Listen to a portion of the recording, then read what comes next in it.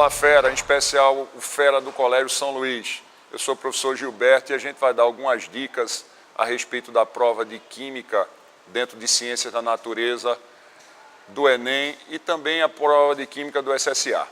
Vê só, a primeira coisa que a gente precisa ter noção com relação a essas provas é que na prova de Química dentro de Ciências da Natureza, o Enem trouxe uma mudança grande a partir do ano de 2013. Então a prova de Química, ela começou a trazer muitos aspectos relacionados ao cotidiano e esse cotidiano relacionado aí a compostos orgânicos. Então, por exemplo, a gente tem escutado muito do fera na escola.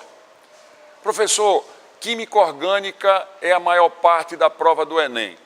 Então, tem muitas questões de Química Orgânica. Vejam só, tem muitas questões trazendo compostos orgânicos. Isso não quer dizer que a questão é uma questão de orgânica, tá? Vou dar um exemplo. Há alguns anos atrás, a gente teve uma questão de separação de mistura, que trazia dois compostos orgânicos, um era apolar, o outro era polar, e a separação era baseada justamente na força intermolecular que tornava aí, nos compostos, o ponto de ebulição bem distinto. Então, os alunos vão lá, veem aqueles compostos orgânicos e identificam aquela questão como uma questão de química orgânica. Não é o caso, é uma questão de separação de mistura. Então, essa situação é uma situação que tem se tornado comum na prova do Enem.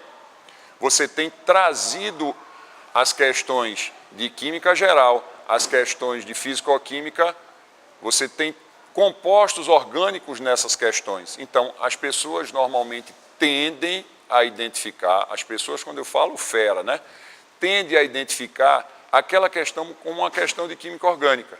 E nem sempre isso acontece. Então, a gente tem sim, a partir de 2013, um número maior de questões de química orgânica na prova do Enem, mas não tanto quanto as pessoas acham que tem aparecido, tá?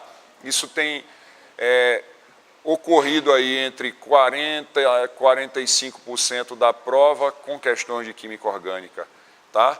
Um mesmo percentual aí envolvendo questões de físico-química. O que tem acontecido é que a gente tem uma divisão aí nesse nível, tá? Então nós temos questões que trazem compostos orgânicos, mas que estão ali relacionando forças intermoleculares, separação de mistura. Então você não tem a questão de orgânica de fato, você tem o uso nessa questão de compostos orgânicos, tá? Então, ficar de olho em isomeria, em polímeros, que são tópicos que podem aparecer aí na prova, tá? Você tem também petróleo, hidrocarbonetos de modo geral, né, com essa escalada no preço do petróleo que nós temos aí, pode ser que aconteça alguma coisa direcionada aí nesse sentido.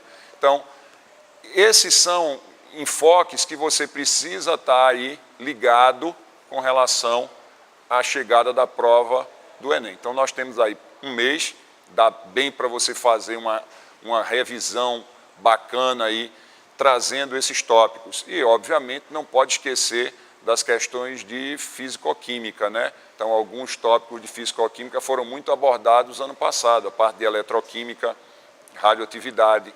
Então, são tranquilamente possíveis aí questões desses tópicos novamente. Com relação ao SSA 3, que é logo na sequência, né? São 3 semanas de prova, né? Então, depois que acabar o Enem, o SSA 3, você tem que lembrar que são questões de orgânica, então a parte de orgânica, eletroquímica e radioatividade. Esses são os conteúdos que a gente encontra na prova do SSA 3. Sempre trazendo questões de reações orgânicas, tá? Questões envolvendo isomeria, com certeza você vai encontrar também. E aí, polímeros, petróleo, né, a questão de propriedades físicas desses compostos orgânicos e radioatividade e eletroquímica. Eletrólise e a parte de pilha, né? Então, são tranquilamente questões que você vai poder encontrar nessa prova.